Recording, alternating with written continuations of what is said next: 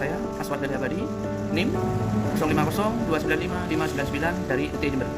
Hal ini ditujukan untuk memenuhi tugas kuliah dari mata kuliah dasar-dasar penyuluhan pertanian. Pertanyaan 1, mengapa perlu mempelajari sejarah penyuluhan? Jawabannya, memahami sejarah penyuluhan adalah penting karena memberikan pandangan yang lebih luas tentang perkembangan praktik dan teori yang telah diterapkan di bidang ini. Terdapat beberapa alasan mengapa kita penting untuk mempelajari yang namanya sejarah penyuluhan. Antara lain, menghargai perkembangan dan prestasi. Yang kedua, belajar dari kesalahan dan tantangan. Yang ketiga, memahami konteks sosial dan budaya. Yang keempat, mengenali peran dan kontribusi individu penting. Menginspirasi inovasi dan pengembangan masa depan. Untuk yang selanjutnya, mendukung pembentukan identitas yang profesional. Dengan memperluas pengetahuan tentang sejarah penyuluhan, kita dapat memperkuat praktik penyuluhan masa kini dan masa depan, serta memahami peran penting penyuluhan dalam pembangunan masyarakat dan perubahan sosial. Pertanyaan 2, apa tujuan dan peran penyuluh?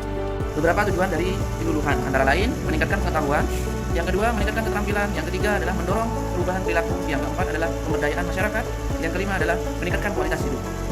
Sedangkan peran dari penyuluhan antara lain pendampingan dan fasilitator, yang kedua sumber dari pengetahuan, yang ketiga pendukung dan motivator, yang keempat memfasilitas partisipasi, yang kelima adalah pendukung pembangunan berkelanjutan. Hal ini ditujukan untuk memenuhi petani-petani. Pertanyaan ketiga, apa perbedaan antara prinsip dan falsafah penyuluhan? Prinsip penyuluhan adalah panduan atau pedoman dasar yang menjadi landasan dalam melaksanakan kegiatan penyuluhan.